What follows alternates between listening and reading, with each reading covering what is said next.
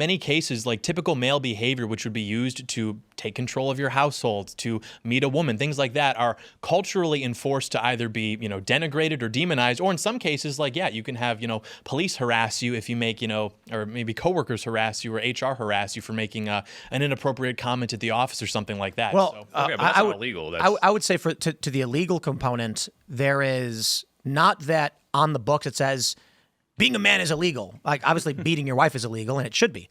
However, there are circumstances where, because of this system, the balances of it, men who don't beat their wives, who actually get beaten by their wives, will still have the police called on them, and they are more likely to get arrested. Yeah, but that's not making masculinity illegal. That's a concept of these, perceived gender roles. Women are perceived as weaker, and frankly, mostly are. So if that does happen, it's just a matter of like, hey, there's this big guy, huh? I said women are weak. Yeah, well, I mean, just in general, they're on a spectrum. Like, no, I mean, people like, get to mad at the left for like rejecting the reality of like, most women are weaker than most men, which is true. But like, that does come back and hurt men too sometimes when it's like, oh yeah, like how could this woman be beating this man? Like, how could that possibly happen? But that's a factor of viewing women as less. I'm just saying, if we're going to view the law as a rigid, it is as it is, then I would disagree with you, John. It's not illegal to be a man, but if we're looking at the function of what law does, because typically we don't. I bring this up all the time. There are laws in the books we don't actually enforce. Sure. Like my favorite, as I was reading this book, and it said it's illegal in Boston to cool a pie on your windowsill on Tuesday or something. Well, yeah, because it interferes with air traffic when the people float through the air. Well, back in the day, it was bears. It's like you live in a small village, you don't want a bear coming by, don't put food on your windowsill, but now who cares, right? It's the results of social incentives, cultural programming, which create the same effect, a deterrent that would be, created perhaps by a law that's enforced, but without having the bad optics of like literally making it illegal to be a man or something. Yeah. Yeah. So there's an apparatus of law that is anti-male or masculine. I don't know. I don't see that. So I hear what you're saying. I think a problem with the left is for years being a straight white guy was like the norm, right? And then finally the left starts getting into power and it's like, hey, let's highlight all these marginalized voices, right? Like women come here, black people come here, trans voices, gay voices, whatever. And the problem is now it's not focused on men. And a lot of these pendulum swinging people are like, yeah, you guys are the patriarchy, you guys are the cishet white males. And there is like a attack or at least a narrative against that. But I don't know, it kind of reminds me of something like white privilege, like that term, where if you look like back in the 90s and 2000s, I want to say like kind of everyone just accepted like, oh yeah, black people get treated worse by the police. Like they have it worse off. Like there's the, what's that Onion skit where it's like, this is America. No one deserves to be treated like a black man, right? Like, yeah, it's like they rule that a white woman could be treated as a black man. That's like, right. And it's like, that was kind of like culturally accepted. But as soon as you introduce the term like white privilege, now you have people like, white guys, like even me, when I first heard this in high school, I was like, what the fuck does that mean? Like I have problems, right? Like things are happening to me that are out of my control that suck. And now you're telling me my life's just better. Like this is kind of this weird term that's like attacking the people that really haven't done anything wrong in a way to frame the idea that other people are less well off. And I see that kind of happening with men now where they're no longer centered because it was the norm for so long. And so people feel rejected from the left. But really the left is this umbrella of, hey, yeah, you can be a soy boy, you can be like a little twinkie guy, femme, coded, gay, whatever, but you can also be masculine. But those traditionally masculine people, which is the norm, which most people do fall into, are not, don't feel as welcome because they're not the only thing that's being focused on, which is what the right does, right? It's like, hey, you can be, this is all we are, rather than this is the umbrella that encompasses that. And people like me, like I grew up in the most progressive place like on the planet in San Francisco. I went to like a liberal college, UC San Diego. This is like, all the SJWs. There were people like on the middle of the campus with signs that said like white men bore me, or little posters are like, oh, don't say minorities, say POC, right? Like very, very progressive SJW stuff back in 2016 era. And like none of that made me less masculine or make me want to be less masculine. It just made me say, oh, okay, that's kind of annoying or like that's weird. But like the idea that it's such a turnoff that it's pushing you into a different party is weird to me because like my ideals haven't changed. It's just like, oh, okay, like I can still be me. I can still be this in this party. I'm just not the sole focus. I don't think it's about sole focus or centering or anything. I mean, if you even are familiar with like the average temperament or disposition of a conservative or a Republican, these are people who fundamentally like just want to be left alone. Like you don't have to go and talk to a bunch of like Trump supporters and appeal to them as like the white vote or the straight vote or things of that nature.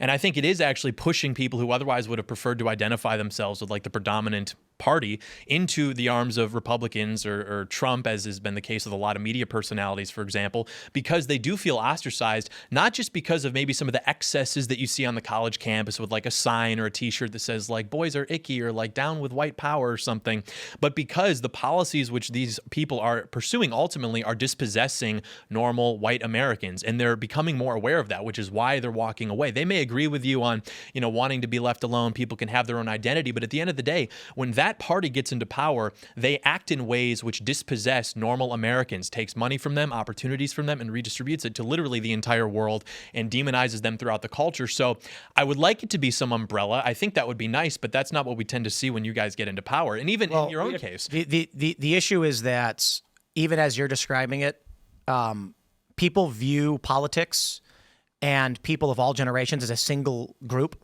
So when you say things like, it's the right, they're, white masculine men or whatever, and the left is trying to lift up voices that aren't actually white men, that is saying that the younger generation of liberals have an issue with boomers and Gen X, so they penalize Gen Z men in a way that these Gen Z men can't comprehend or they were not party to.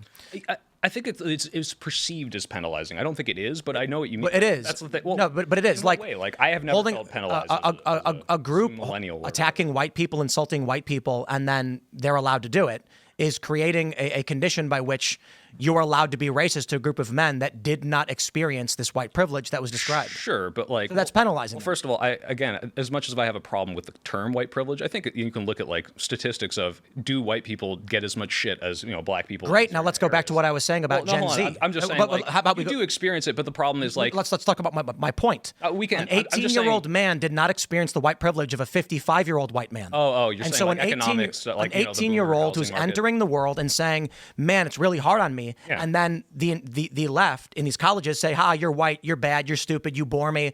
And when they go, please stop making fun of me, they go, no, you have white privilege. And he goes, no, the old guy might have, but I don't. Well, that's the thing is when I say, hey, generationally, you can look at the way that these races have been treated. And yeah, like you're not experiencing the boomer housing market, right? Like I am not as well off as my parents. They bought a house for like, $300,000 and it's now worth like $1 bajillion. I would never be able to afford that. I probably never will be able to. I just have to wait for them to die. But that's not the same thing as white privilege. BlackRock will get it before that. Huh? BlackRock will get it before that. That's true. Not even joking. Yeah. No. The idea that like that has something to do with like the way that different races are treated by some sort of system, I think is irrelevant. But the point is, this is what I'm saying is like, you don't feel white privilege. I'm not like, oh boy, what a great day. Well, I am like, what a great day to be white. Cause like, let's be real. It's kind of hard to be all the other races, but you're not feeling this advantage. The point is like, if it was framed as something like black detriment. I actually disagree with you about it's so hard to be the other races. Harder? Oh, what, cause you're Korean?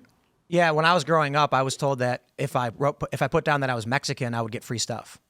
Yeah. Yeah. So it's like, my parents told me not to put down that I was Asian when I was applying for anything because I'd be discriminated against. You're talking about like DEI policies and how like, or maybe like an affirmative action thing that's like trying to correct a historical record. So like a white person might feel like, well, this guy, because this happened to me in college. Like I saw people that were maybe not as like smart as me get advantages, maybe because it was like what SWE is, like Society of Women Engineers. Like they'd get certain opportunities or scholarships, and it's like, well, shit, like I didn't get $10,000 to just go and do this like one particular thing. It's literally just because you have a vagina. That does happen. Female privilege.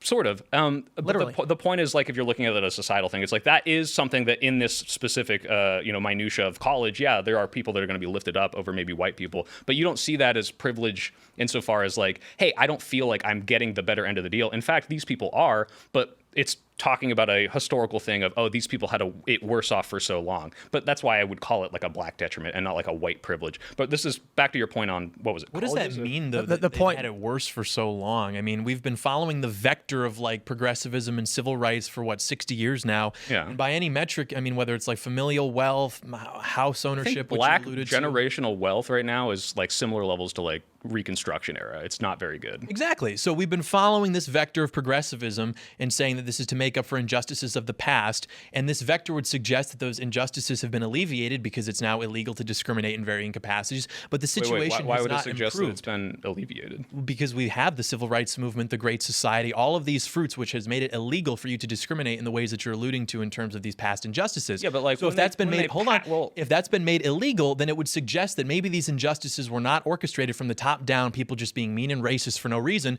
but that there are just cultural things that are different between people who exist in America, which is why there really hasn't been a big change between the 60s and now in terms of how these groups are performing. Thanks for watching this clip from the Culture War podcast. We're live every Friday, 10 a.m. to noon, so subscribe and come hang out.